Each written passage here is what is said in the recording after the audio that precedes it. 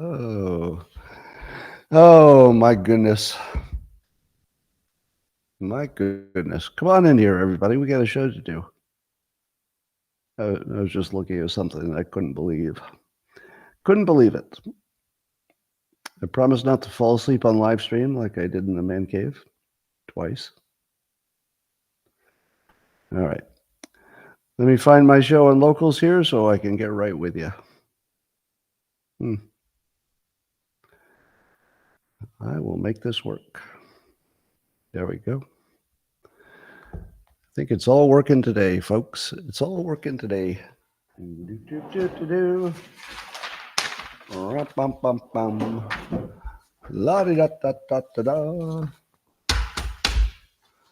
All right, good morning, everybody, and welcome to the highlight of human civilization. It's called Coffee with Scott Adams, and there's never been a better time in your life. And if you'd like to take this experience up to levels that nobody can even understand with their tiny, human, smooth brains, all you need is a cup or mug or a glass of tankard, chalice, a stein, a canteen, jug or flask, a vessel of any kind. Fill it with your favorite liquid. I like coffee. And join me now for the unparalleled pleasure, the dopamine hit of the day, the thing that makes everything better. It's called the simultaneous sip, and it happens now. Go.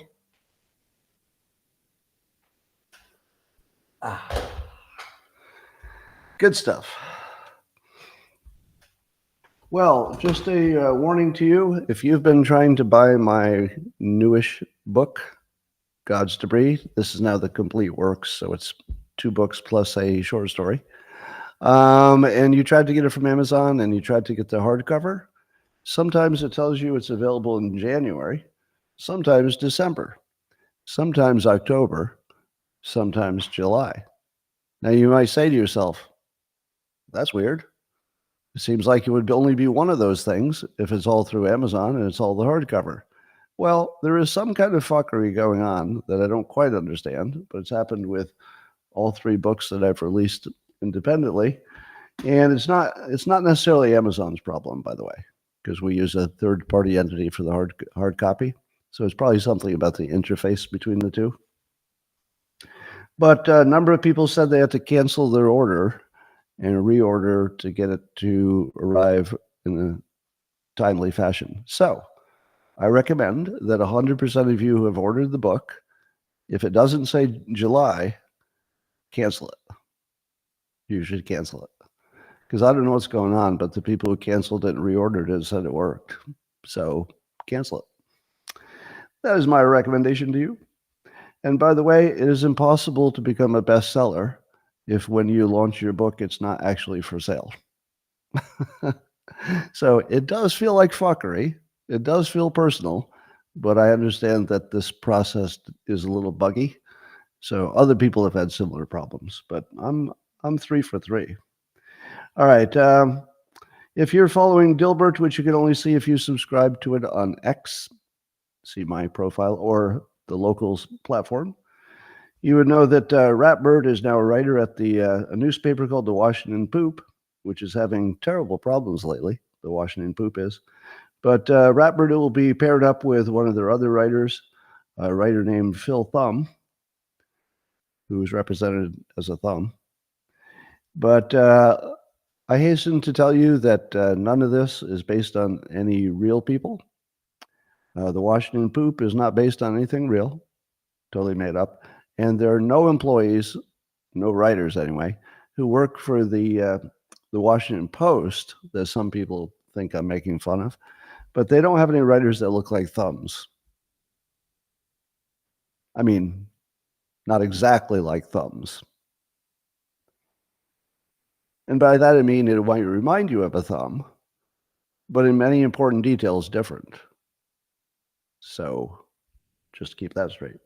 Anyway, as a special thing, I don't have confirmation yet, but I think today after this show, but not immediately after, at 2 p.m. Eastern Time, 11 a.m. local, my local, which is California, I'm hoping to talk to Michael Ian Black, a comedian, podcaster, actor, author. He has many successful careers. And he's he would represent, let's say, a different political view from mine and ask a fascinating question.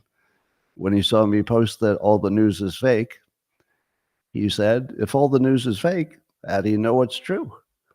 That's actually a great question. And I think he was quite serious about it. Like, what are you talking about? And so I thought it would be fascinating to not debate politics. I don't want to have a debate about who's the best president. And we both agree on that, by the way. We want to talk about how do you know what's true? And I think potentially it would be the coolest conversation that anybody's ever had on politics. We don't know. I mean, it's going to be live, so anything could happen. I don't have a confirmation yet, but I think we're pretty well set to do that. Anyway, there's news from Oakland that the Hilton Hotel that's been in Oakland for 56 years decided to close. Now, that causes sort of a problem for me because, I live in the Bay Area. And one of the things my friends are always asking, they're saying, when I go for my vacation in Oakland, what's the best place to stay? And I would always say, well, you want to go to the Hilton. It's the best hotel in Oakland. But now when my friends want a vacation in Oakland, I don't know what to say. You can't go to the McDonald's. They closed that. So I don't know. I think you can sleep on the street, but it should be safe. It should be safe. There are a lot of people who live on the streets in Oakland, and I think they're all safe. So you'll be safe. Just sleep on the street. The weather's great. Well, there was a Korean air flight that had a scare, dropped 27,000 feet in 15 minutes, injured 17 people. Let's see. What kind of airplane type is that? That's a Boeing. It's a Boeing. Well, you probably didn't see that coming. It's a Boeing 373 MAX 8. Now, I have a suggestion. I'm not like an engineer or anything, so I can't really help Boeing in their their engineering and their safety. But I do know a little bit about marketing. And here's what I'd do, because they got a bad reputation. They should make their airplanes entirely out of rubber. That way, if an airplane ever goes down, it will remind you of the company. Boeing. That's called marketing, people. I can't help you with the engineering, but that would be great marketing. Well, another plane went down and made this sound, Boeing. All right, that's all I had on that. There's some legislation that looks like it's going to Joe Biden's desk, so it got through the Congress, that will substantially improve how easy it is to make a nuclear power plant in America. As you all know, we have screwed ourselves for generations by having burdensome regulations to get approval. But this aims to cut through a bunch of that stuff. This is maybe one of the biggest deals in the world. There'll be once ever time when nuclear becomes a thing, or not becomes a thing, but is required beyond any doubt. So we've reached the point where it is no longer a left versus a right problem. It's an engineering problem. It's an economic problem. It's a little bit of a public relations problem. But it doesn't seem to be so much a government problem now. And maybe that will make a big difference. We'll see. If I had to bet, my bet would be that nuclear will be like other things, where it's slow, slow, slow until it isn't. So kind of what I expect is 10 years of nothing, a lot of planning and talking and engineering, followed by 20 years of, oh my God, look how quickly they're building, these smaller nuclear plants. Bill Gates also said recently, nuclear is the only way to get where we need to go, whether it's fission or fusion, but it's the only way. I think we all agree. All right, here's what I think would be how I would create a new city. Here's what I'd do. I'd find a big bunch of land that's owned by the government, the federal government, and I'd wait for Trump to be president. And then I'd say, hey, I've identified this big chunk of land that the government doesn't seem to be using, doesn't look like they'll ever use it, but it'd be a great place to build a new city. Now remember, this is Trump's idea, to build cities from scratch using federal land so you can really do it right. Here's how I would start. I would start by saying we're going to build a nuclear power plant or two, meaning that they're modular. So basically it's one power plant, but it might have more than one reactor later. So you get a mini reactor that you know is sufficient to do all of the power for the city you plan to build. And then you say that everybody who lives in the city gets a part of the profits of that. So if there's extra, the town benefits by selling their extra capacity. And indeed, they might actually put a second power plant there, if they had connection to the grid, of course.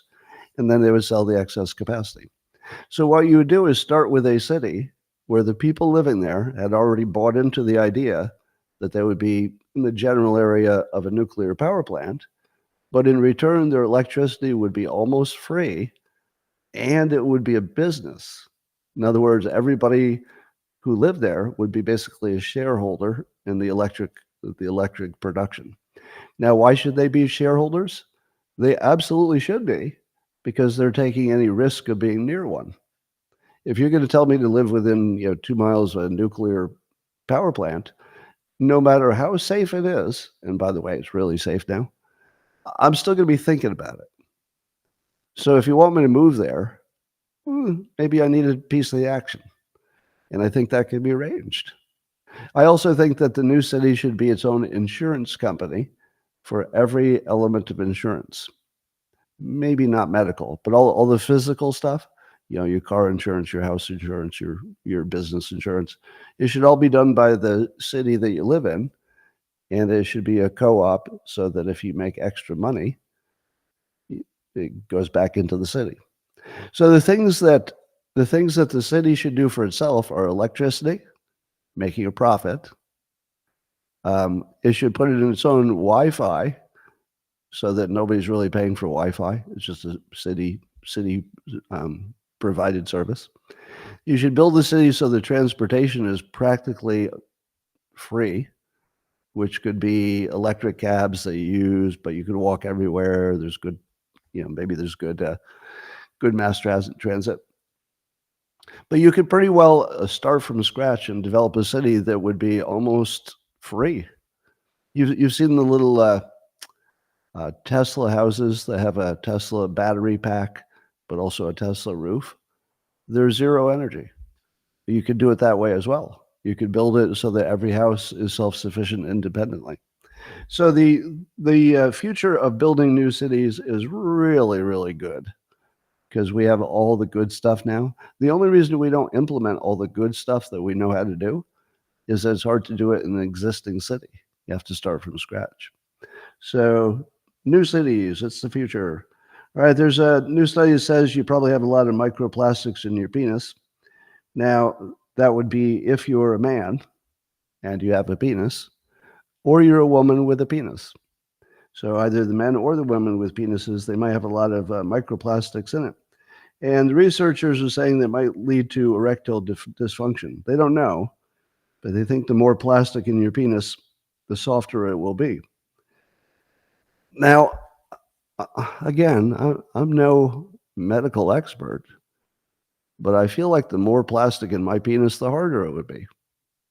I mean, I'm just going to keep drinking microplastics until I've got a 4-hour erection that lasts 24 hours. You know what I mean?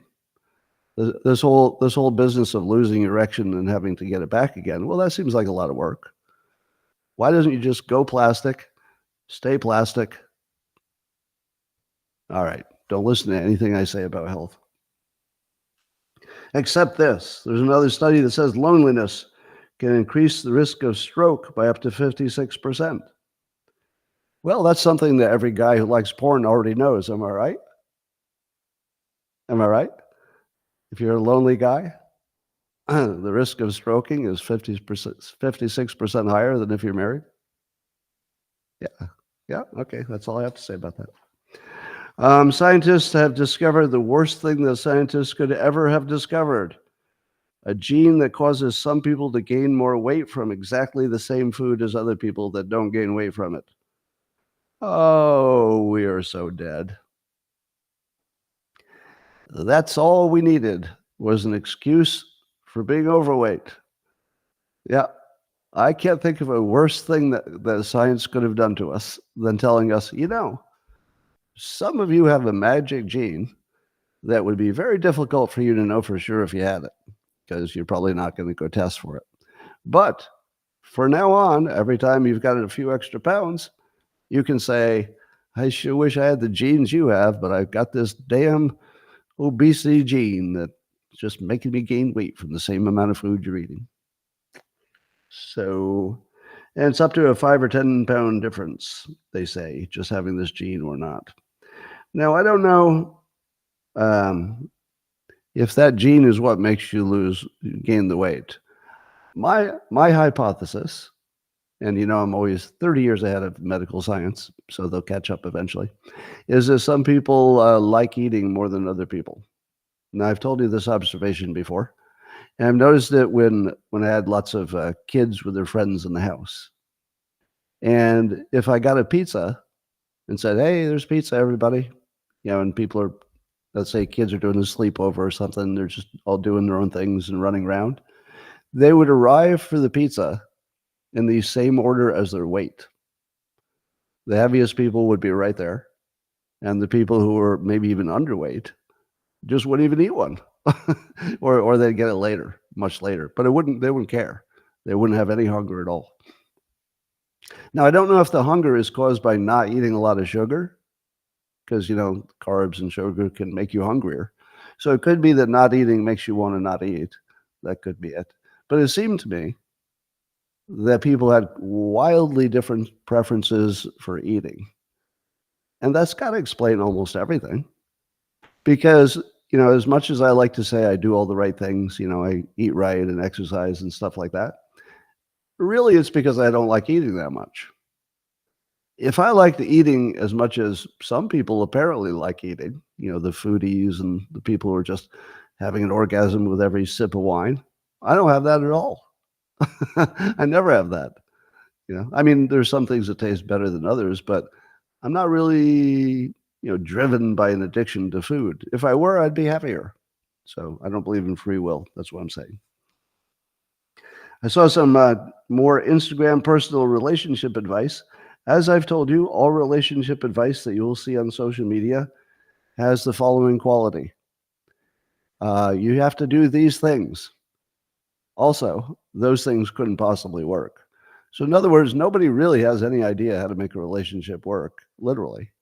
There is nobody, period, who has any advice on relationships that even on paper could work. You just look at it and you go, well, do you not understand how people work? That couldn't work in the real world. Let me give you an example. There was a little clip of a young woman who was explaining that she had figured out what men want, and it's so easy.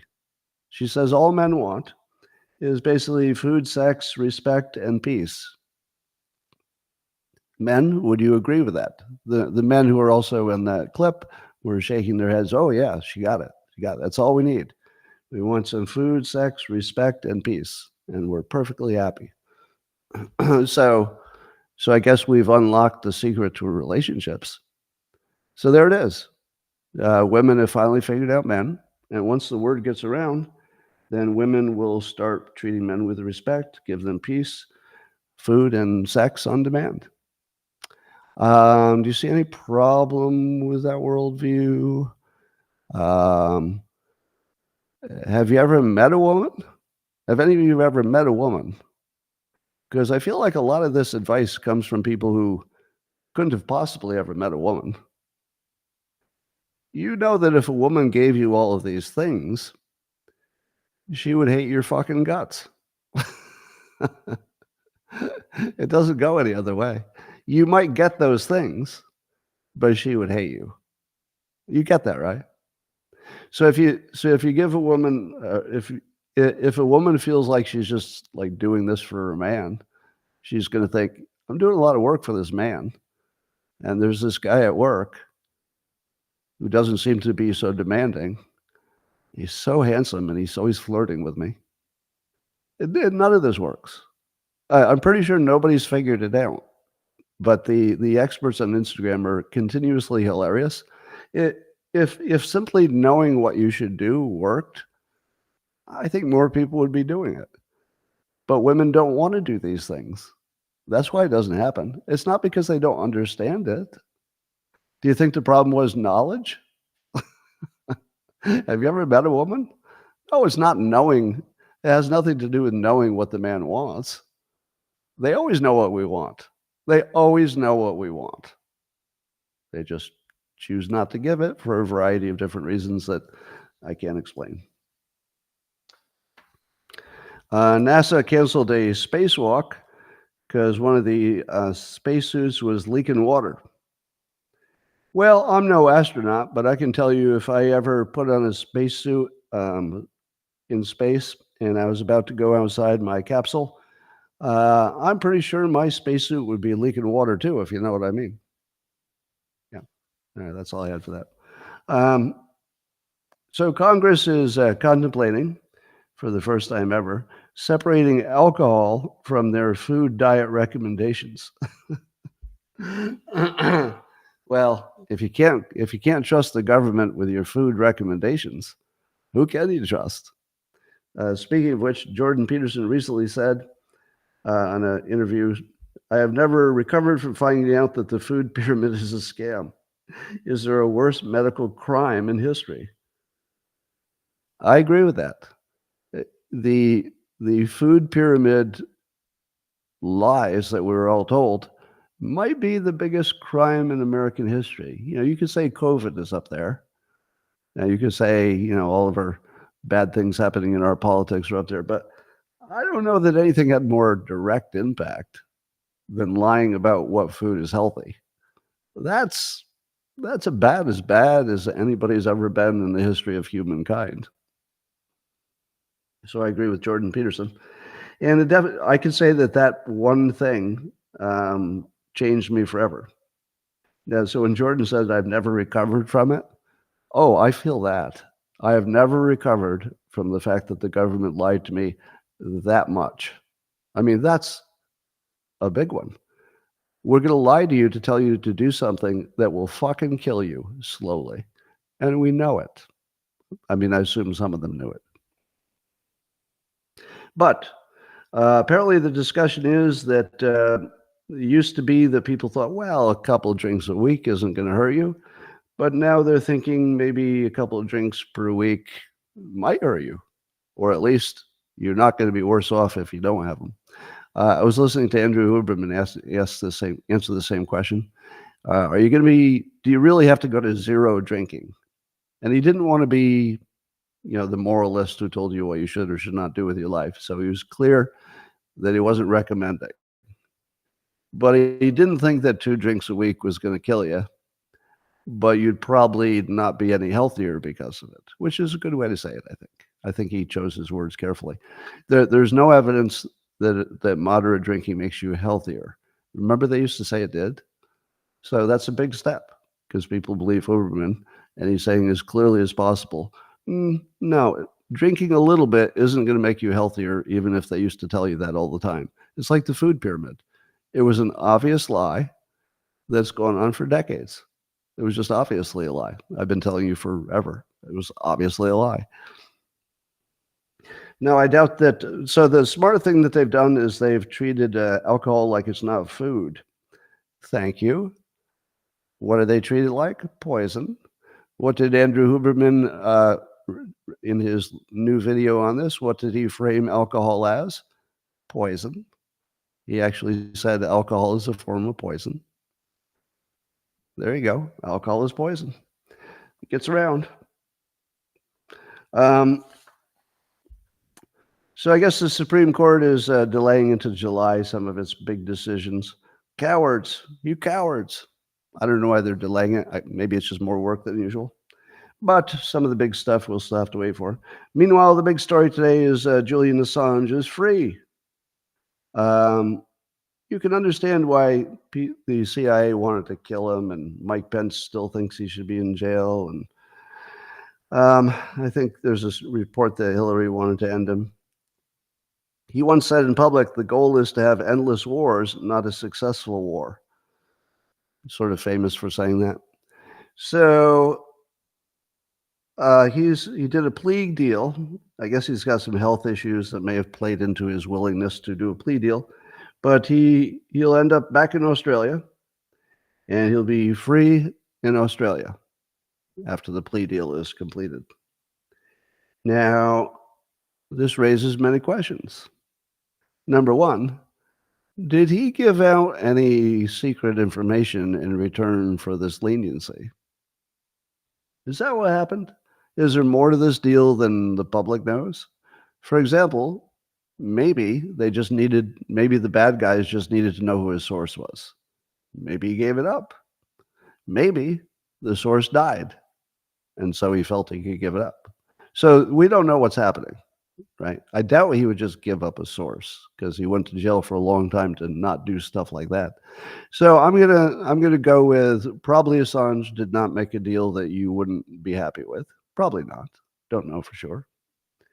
But the other idea is that the only reason it's happening now is to take it off the table before the election, because Trump was definitely going to pardon him, or whatever the term is, and that would have given the libertarians a strong reason to vote for Trump if they had been on the fence.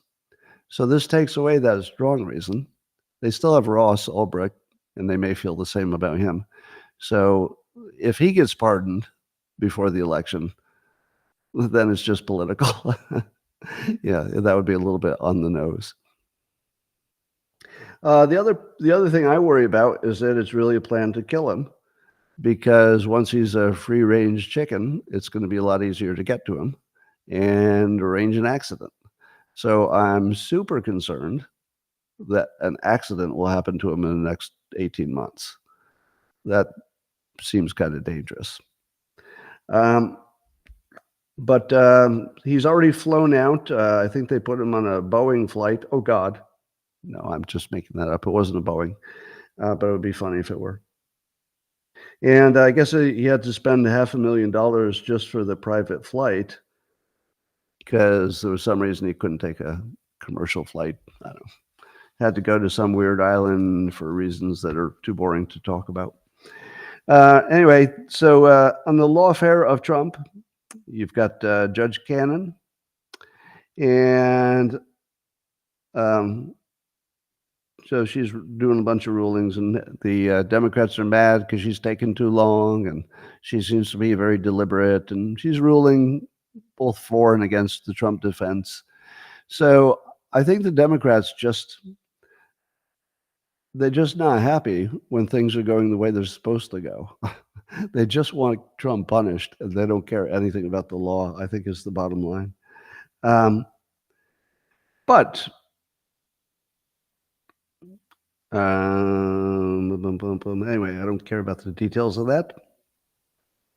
If you were to ask your Amazon digital device, whose name I won't say because it will trigger all your devices at home, if you ask it who is the most powerful doctor in the world, it says Bill Gates. That's right. It says Bill Gates is the most powerful doctor in the world, or influential. Now, the interesting thing about that is I assume that's an AI-driven response. Is it wrong?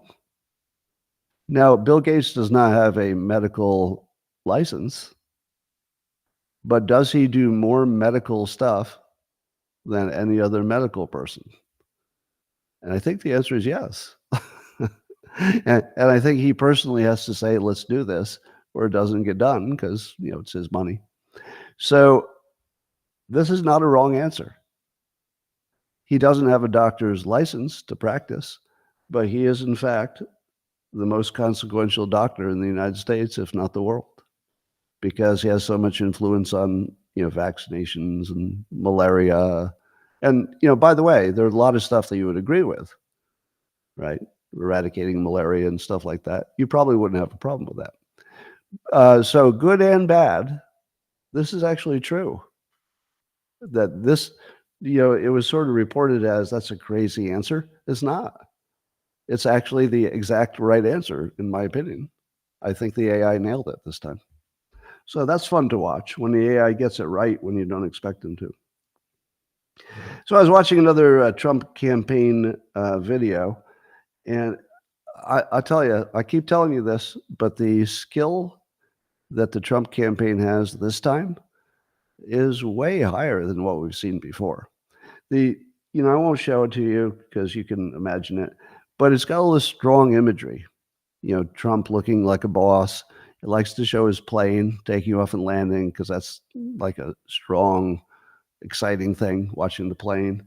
Um, it shows him attending the UFC and getting a big hand. That's a strong thing. A bunch of men who fight cheering for him. That shows strength. And then, of course, there's the soaring pros above. But this time they were playing hip hop music. So the music on top of the video was hip hop. Is that the first time? Because it seems to me that Trump had a bad habit of playing the whitest music in the world at his rallies and on his, also on his campaign stuff. But if he's moved to a hip hop vibe, smart, because the music is good. It's got a great feel to it. It wasn't anything I was familiar with, but when you hear it, you go, "Oh, that fits that commercial." It's a strong beat and everything. So yes, everything that the Trump campaign is doing, it's so on point. It's so on point that you don't think about it. If you look at any Joe Biden campaign ad, no matter what your politics are, if you were just being objective about it, they all look like they were done by high school projects. Honestly, like literally, they look like they were done by high school projects. But the Trump stuff looks like the best things you've ever seen in that domain. I can't keep ignoring that. I mean, it's a big, big difference in just talent in the campaign. Anyway, Byron York was reporting on X how Trump describes how the debate happened in the first place. Now, this is similar to what I thought. So Trump's on the same page.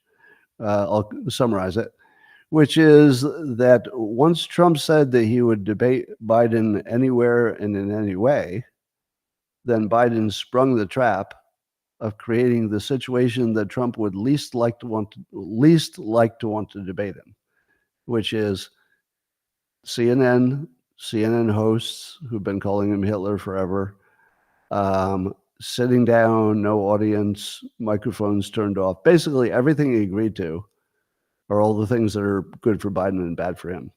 Now, he thinks that maybe the trick was to get him to reject the debate. And I agree with that. I think they were trying to create a situation in which he would say, I'm not going to debate. Because that would have been a really bad mistake. I've seen some social media opinions say he shouldn't debate because it's too biased against him. I disagree with that completely. I disagree completely. And it's because of the Andre Agassi tennis strategy I keep explaining. He needs to go destroy their strongest fort, not their weak ones. Nobody's going to be impressed if he tears apart, some weak pundit on a weak platform. He knows he needs to go into the belly of the beast, and then he just needs to own it. So the fact that it's the worst setup that could possibly be for him is the best setup for him.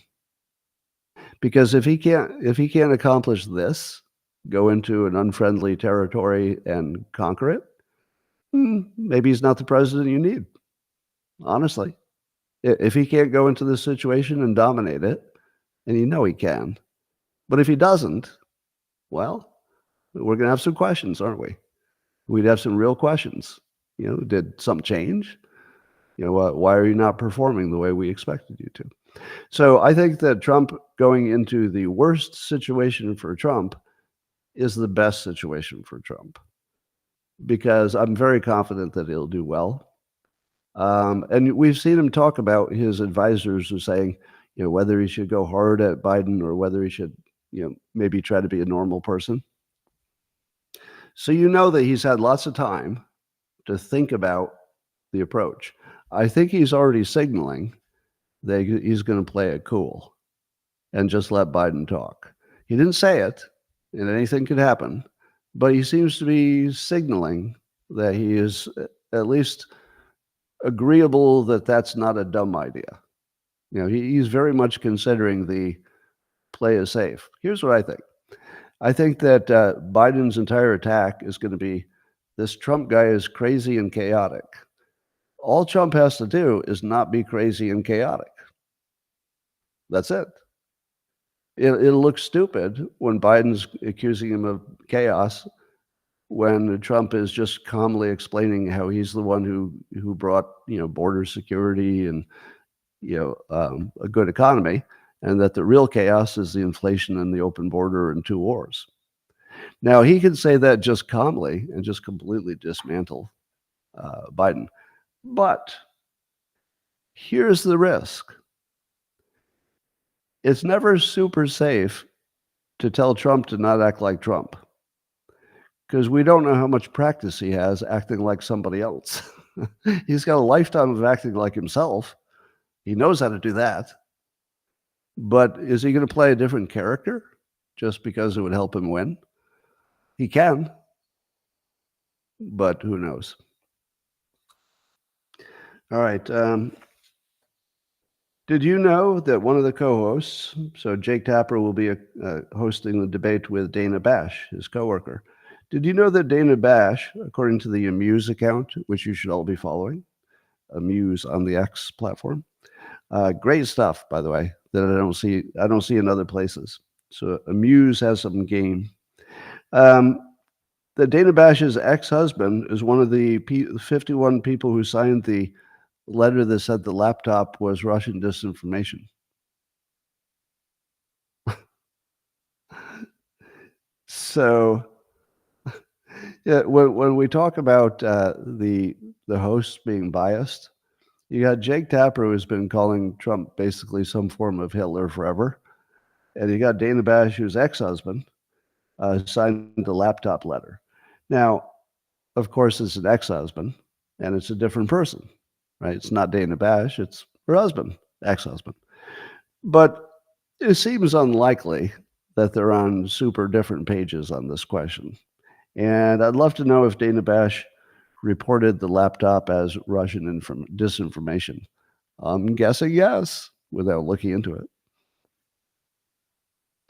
All right, so as you know, the Snopes, I guess in June they made the change, but we just noticed it recently, that they made the change to say that the Fine People hoax was indeed a hoax, and that the president never called the racist fine people, and in fact, he said directly the opposite. Now, as you know, that was the centerpiece of Biden's entire campaign, and he's still saying it. So you might say to yourself, my God, this is the biggest story in the whole country. I mean, what is bigger than that? The entire country is torn apart by Charlottesville, and then the boosting of it as a message that the president had called actual racists, marching racists, fine people. Now, of course, it didn't happen, but so you may have noticed that it was trending on X, and it was basically in every news outlet, and every pundit and every independent person mentioned it in a big way. You all notice that, right? Every person you follow on X, if you're on X, everyone talked about it. Do you know what's missing? Every group that you don't follow didn't talk about it. In other words, if you're Republican leaning and you're following a bunch of Republican news sites and commenters, they all talked about it, 100%. Everyone from Fox News to Breitbart to, your independents, Colin Rugg, everybody, basically everybody. Now, have you heard of Ground News? They're a group who likes to show you where there are blind spots in the news. So Ground News, you can see them. It's an app and it's also a website. Showed me, and then I posted it, that there was nearly 100% coverage of the conservative news landscape, and zero on the left-leaning news. Zero. Actually, zero. None. Not a single one. Now, if you're doing a little dance and saying, finally, We broke the hoax. No, we didn't. No, we did not. No, there were no hoaxes that were debunked. The people who knew it was a hoax got more information for what they already knew. That's, Snopes confirmed it. But there's not a single person on the left who is aware that it's a hoax. And they have no way to find out because they're sure as hell not going to turn on Fox News. And if they do, they're sure as hell not going to believe anything they say. So amazingly, the biggest story in the country by far, this is the biggest, is way bigger than Assange. It's bigger than inflation. It's bigger than everything. That the current president ran on a known hoax and divided the country to do it and is still claiming the hoax to be true. And the entire corporate media, except the right-leaning media, is backing him. Still. That's the biggest story in the country. And it's completely invisible to half the country. So in my opinion, we are not a republic and we're not a democracy, but we're not a dictatorship per se. We're a hoaxocracy.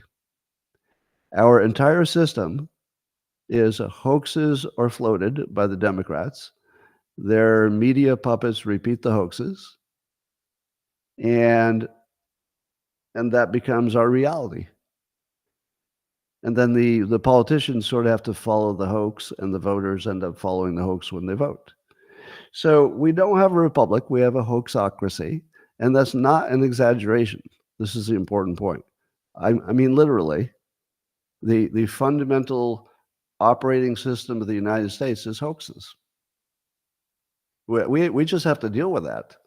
I think we need to just wake up. Our system is one hoax after another that informs all of our other actions.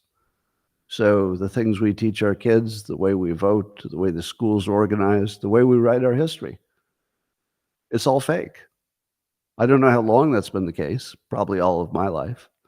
But once you realize that you're living within a hoax, it's not a republic.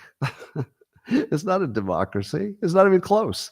We're not even in the same planetary orbit as any of those things. We are purely a hoax-based system, and maybe always have been.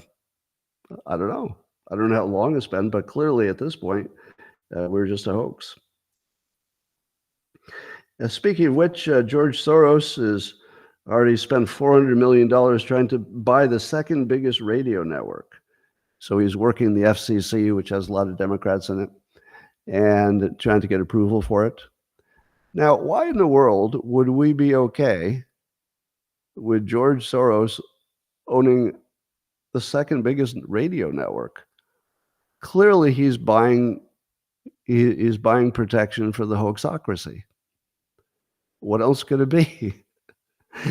He wants to make sure that there's nobody who can tell you the truth.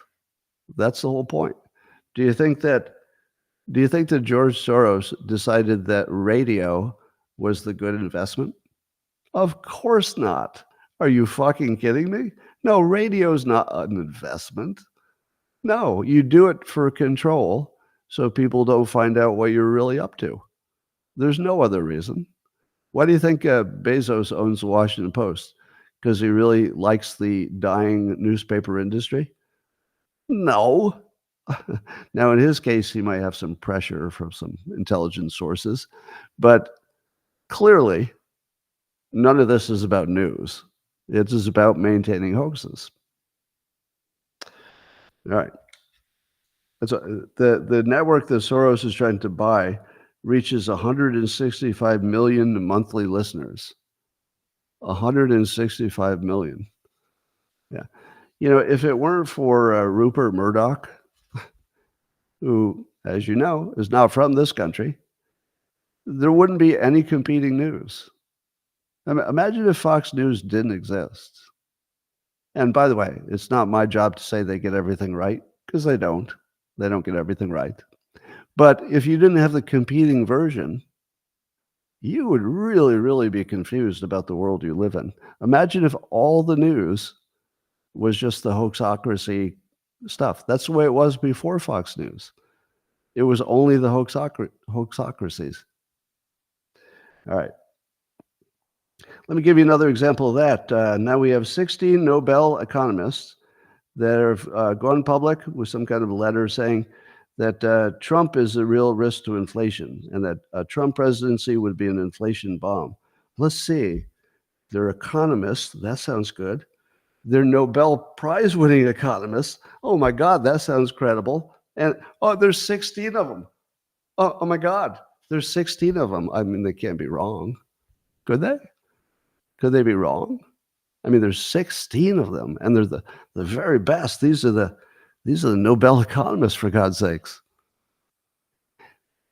Unfortunately, you should see this more like the 51 Intel people who signed the laptop. No, it's not their real opinion, and if it is, it's from cognitive dissonance. No, you shouldn't listen to them as experts. No, they don't have a good argument. Yes, if you have even a little bit of understanding of economics, you know this is complete bullshit, as everyone does who took one economics course. And if you need some more explaining of why the Nobel economists do not have, let's say, a lock on what's true, let me just ask you this question. Why do we have inflation?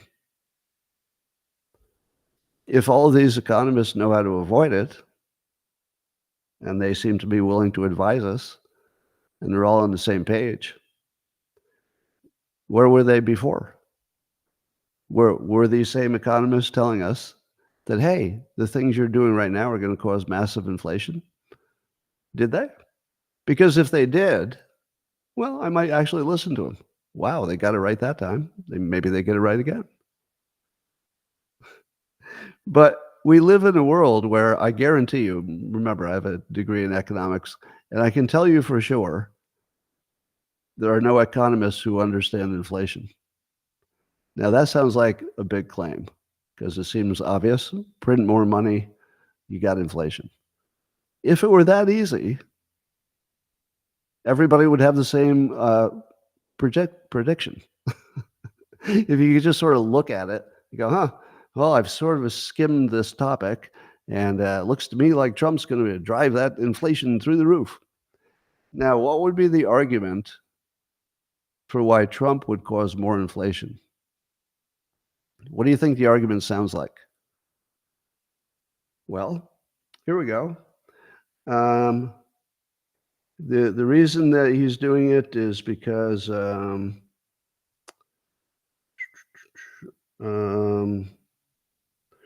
I don't think they had a reason, but one of them was, here's one of the reasons,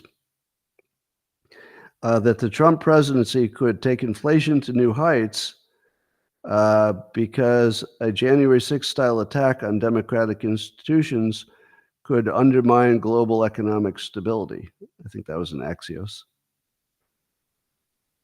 So let's see if you can follow this. So the January 6th hoax was that Trump was trying to overthrow the country, but all of you know that was a hoax. So the reason that Trump would cause inflation is that the people who made up this hoax say that he might do more of the things that he's never done. And then people would think there's chaos, and then that would, through a process called magic, would cause your prices to go up. There's your 16 Nobel economists right there. No, it's complete bullshit. It's absolute, complete. 51 people say the laptop is Russian disinformation, Russia collusion, fine people hoax, drinking bleach, bullshit. And it's organized. Again, have you seen the pattern that when Republicans are wrong about something, it's because they were just wrong. Now, they're wrong about a lot, in my opinion, but it's always just comes from some source that wasn't good enough, and they bought into it and it got boosted, and it fits some narrative, so they wanted to believe it. So Republicans are like free range truth believers. They're all over the place. But the But every time you see one of these big lies coming from Democrats, they're organized. Somebody got 16 Nobel economists to say something that's kind of obviously stupid.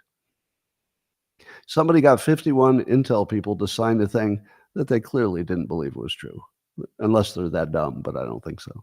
The Russia collusion hoax, gigantic multi-entity hoax that involved all kinds of groups and entities, organized. The Fine People hoax, organized. It's an organized because the media is obviously just backing up their masters. It's all organized. Do you think the fact that there are no left-leaning entities covering it is completely an accident? I doubt it. Even Carville was talking about how he wants Biden to say some things that give all the Democrats their marching orders so they know what to say and do. It's well understood that the direction is some bullshit is created at the top, and then everybody has to lie about the same bullshit, and that's their model. Now, how does it work on the other side? Let me explain how it works on the other side. I already told you a story exactly how it works. Trump went into an interview. This is a story I just told you. And he said, some people are saying I should, calm down when I do the debate. Some people are saying I should do this. When he's choosing the vice president, he talks about, some people are saying I should pick this person. Some people think I'll pick this person. Trump is receiving wisdom from the audience. Not always right. Maybe the audience gets it wrong. But Trump is a receptacle of what is true and sometimes what isn't. But it's coming from the bottom up, and he is just focusing that energy, and then he converts it into government. He is a true populist. He literally cares deeply based on action. I'm not reading his mind. His actions suggest he cares a lot about what the base wants, and then he tries to give it to them. That is not happening on the left. On the left, there is some kind of weird brainwashing, gaslighting, hoaxocracy that's being hatched every minute in every category, and then the sheep are told what to say and do. Very different. And what do the Democrats describe this system as? Trump is stealing your democracy. That's what they describe that as. And obviously it's projection. All right. So LA is having a problem with homeless camps. The homeless are creating a lot of camps on the sidewalk. But thank God, I saw a report by End Wokeness, which is one word. It's the account on X. You should really follow that one too. So 2 accounts, they should just absolutely take my word for it. Just don't fight, right? If you're on X, just do this, please. Just follow these guys. One is End Wokeness, one word, and the other is Amuse, just spelled the way you think. Just follow them. It's like what you would see if the news were real. That's what it is. It's the stuff you'd see if the news were real. It's really good stuff. Anyway, so End Wokeness reports that finally LA is doing something about all the homeless camps. Checking out the details, what they're doing about all the homeless camps. Okay. They're removing the barriers that businesses put up that were trying to end the homeless camps. Okay, so this is the wrong direction. They're trying to figure out how to stop businesses from making it difficult to camp in front of their store. That's really happening. Do you think this story will be in the left-leaning press a lot? I don't know. It probably wasn't.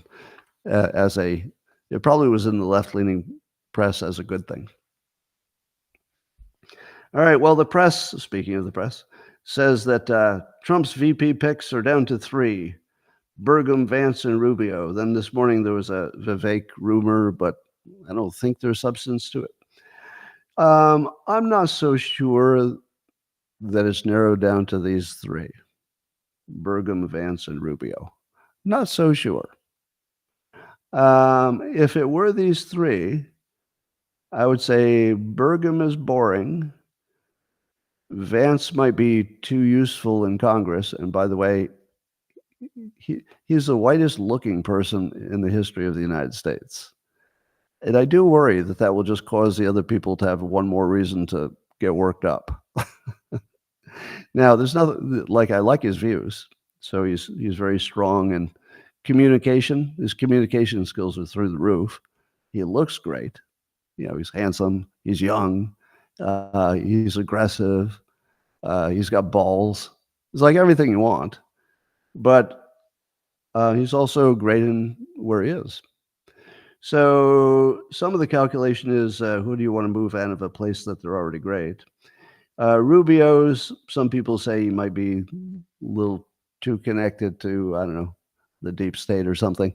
So people, yeah, Rubio's too swampy, people are saying in the comments right now. So here's what I think. It's not any of those three. So I'm going to, let me say two things first. I have famously written, and I'm republishing Win Bigly in the next month or so. It's a little updated. So I famously said that nobody can guess the vice president, and that's the worst thing that I can guess. So it's the vice president pick is totally based on things that are happening behind the curtain that you and I don't know about. So our ability to guess who we pick is close to zero. I mean, I didn't see Mike Pence on anybody's list. So I'm gonna take the following prediction that it won't be one of those three, and it won't be Vivek. Now Vivek, because he's too strong. The same with Vance. They're both too strong. Rubio's, I wouldn't say Rubio's too strong. He's a great communicator. Seems to be a solid senator. But you know, he's got that. People have the suspicion he's swampy. I don't know that that's true. I don't personally have any visibility into that. But I'm going to say, just based on past pattern, that we don't know who it is, and it's not going to be one of the obvious ones. I think that Trump's got a surprise coming. So now remember, I will ask you not to include this with my prediction list if you're looking what I got right and got wrong. I'm probably wrong. This would be the least confident prediction I'll ever make. Nobody's good on guessing vice presidents. Nobody's good at it, and I'm definitely not good at it. It's all based on stuff we couldn't possibly know. All right, here's an interesting question. If you like to play Supreme Court judge or justice. So there's a question in the case where Jack Smith is going after the Mar-A-Lago documents. That's Judge Cannon is presiding over that. And I think she said this, quote, talking about the budget. There's some question about what is Jack Smith's budget for going after Trump. And I think the answer is there's no budget, meaning there's no cap, meaning it's unlimited budget. Now, what does that tell you? If you heard that the government has a person with an unlimited budget to prosecute one person, no matter who that person is, would you say to yourself, that sounds like justice will be done because they got a big budget to do it? Or would it sound more like clearly targeting somebody because we never say the budget is unlimited? Why would this be the one time the budget is unlimited? The only reason I can think of is that the only thing that matters is getting Trump, which would suggest it's political. Now, I wouldn't have seen that. I have to say that's sort of an interesting interpretation, but apparently Judge Cannon said, quote, when it's limitless, meaning the budget, I think there is a separation of powers concern, which is the good judge way to put it. A concern about separation of powers. Yes, it would look like the executive branch giving an unlimited budget to go after their opponent would look exactly like that. By the way, are you aware that when the documents were found, we now have confirmation that the cover sheets that were photographed with those Mar-a-Lago documents, it's now confirmed that those were not part of the documents, that the FBI added those into the photos Now, they said they were just placeholders and stuff and blah, blah, blah. We don't know how they got in the photos.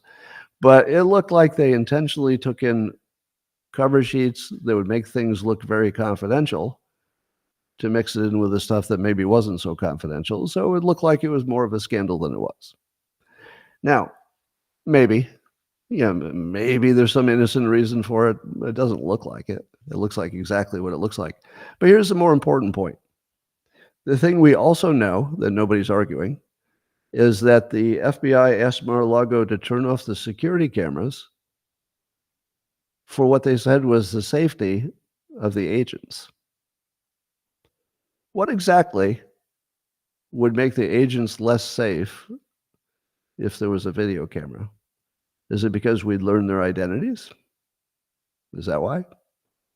Because that doesn't seem to be the problem with other law enforcement. I believe that the police wear body cams fairly routinely.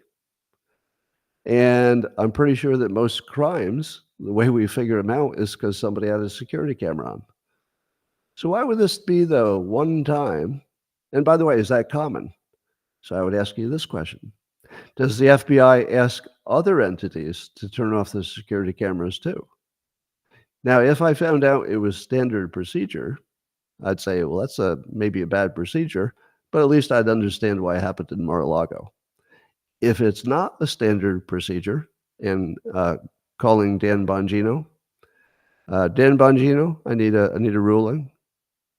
Is it standard procedure to ask for the security cameras to be turned off after a site has been completely controlled before they even entered?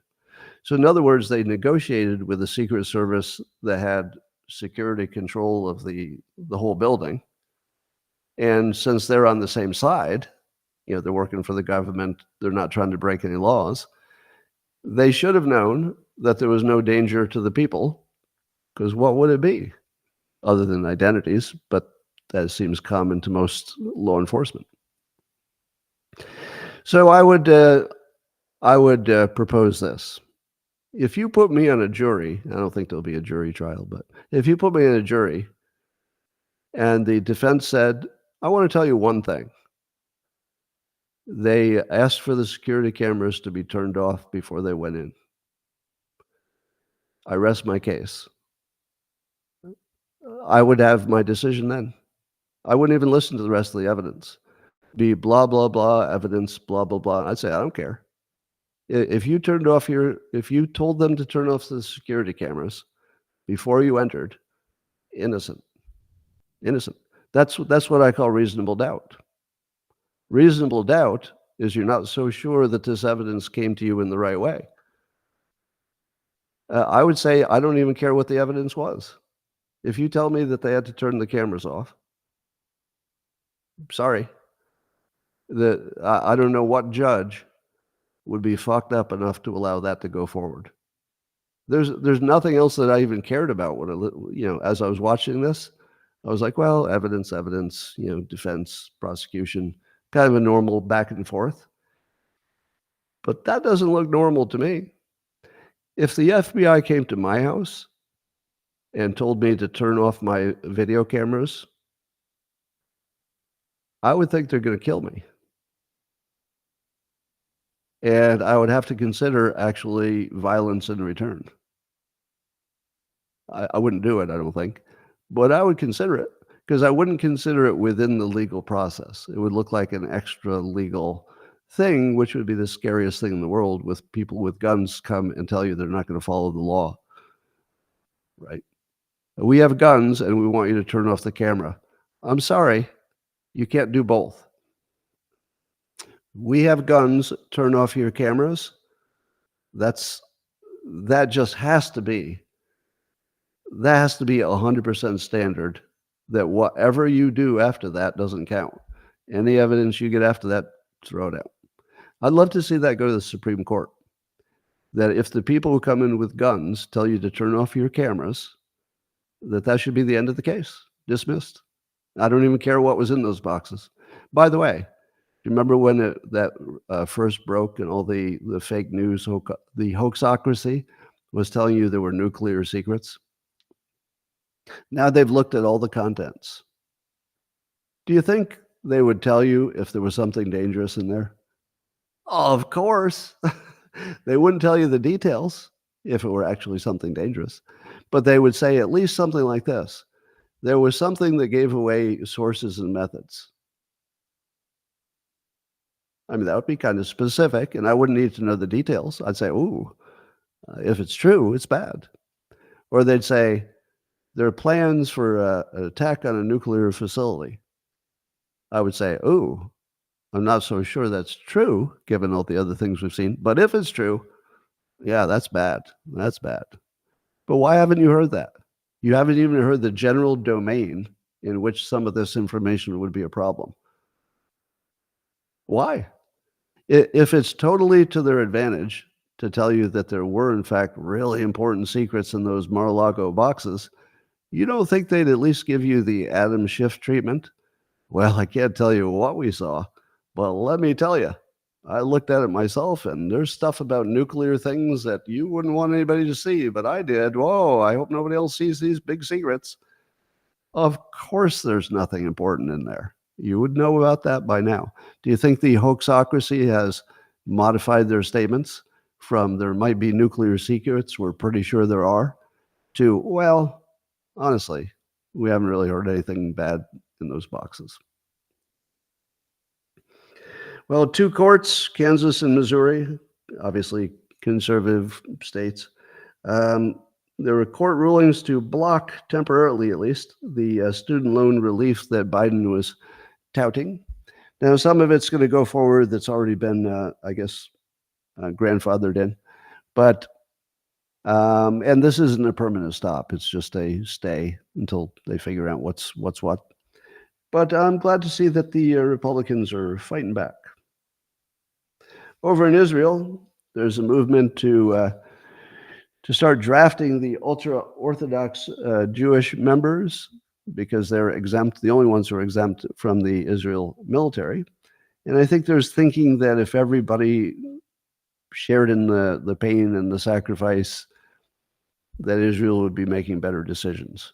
In other words, it's easy to send somebody else to war, but if it's your kids or it's you, maybe you think about it twice. So I don't really have an opinion about how Israel runs their country. Let me be clear about that. Israel is your country. And if I had an opinion, you should ignore it. It's your country. I'd love you to do the same with my country. I'd love you to leave us alone and, just let us do our thing, and, we can be allies and all that. But no, I'm not going to tell Israel. I don't even have an opinion whether they should extend the draft to this group. But it's not a big group. It's the people who study all day, right? So basically, it's not people who are just going to their regular job or anything. It's people who just have chosen a life of study. So there's kind of a small group.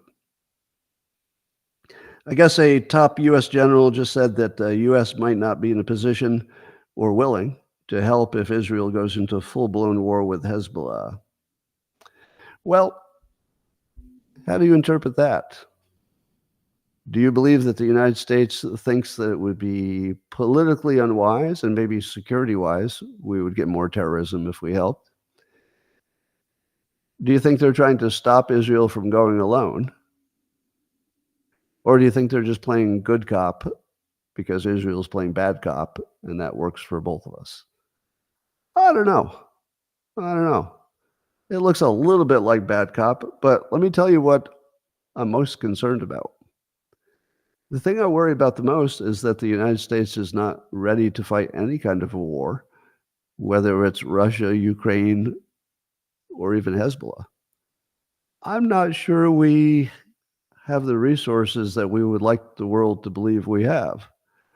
I've got a feeling that all of the militaries of the world are way weaker than they think.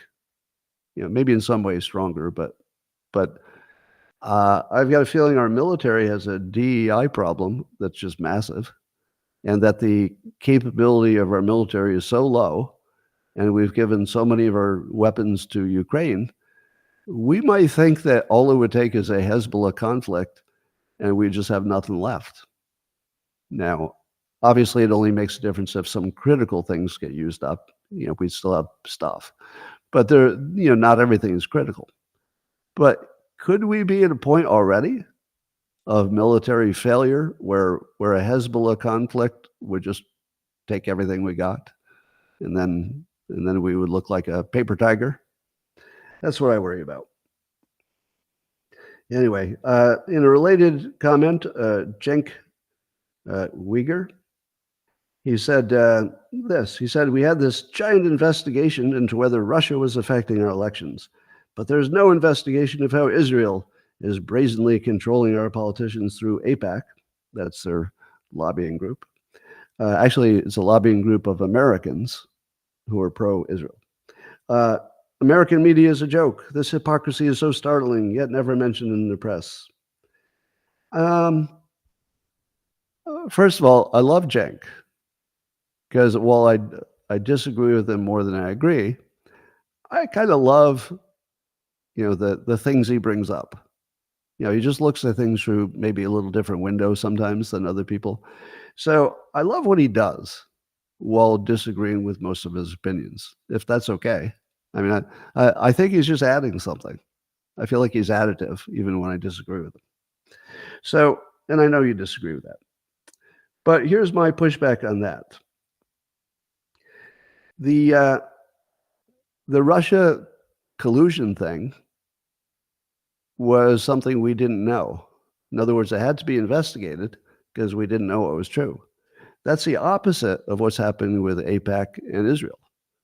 With AIPAC, it's 100% legal, and it's 100% transparent, and it's a top headline. Nobody's hiding anything. It's a bunch of people who care about America and also Israel, who are quite effectively controlling, I'm going to say controlling, I think that's fair to say, the American policy about Israel. Now, I don't like that. Yeah, let me say as clearly as possible, I don't like that. But there are a lot of things I don't like that come to me through a credible system. In other words, America has laws. If we want to change our laws, we can. I mean, it's not impossible. And everything's above board. It's all legal. We all know it. We can watch it in real time, and we see the control. I just can't get as mad about something that's legal and transparent as I can about something that was literally a plot, the Russia collusion thing. That's literally a plot. Different. Yeah. You could hate both of them, but I just say they shouldn't be analyzed as similars. They're not similars.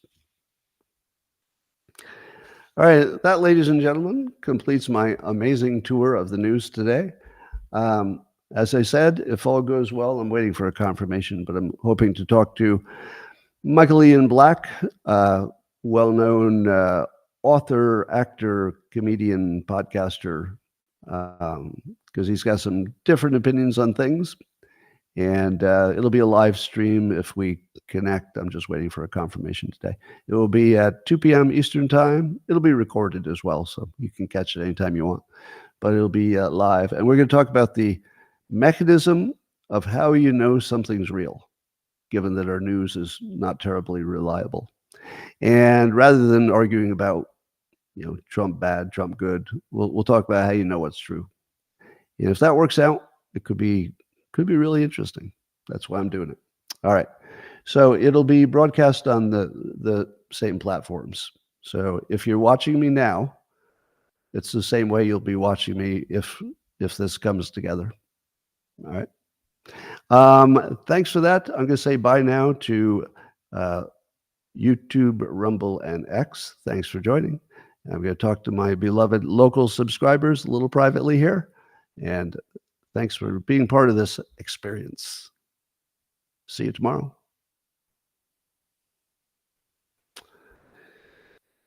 Oh, that's not working. I hate it when I go through that whole thing and then the interface just doesn't work. Try it again. Nope, the interface is not working. So let's see. What will I do? I'm going to close it and reopen it but we're done with. I think closing and reopening might help.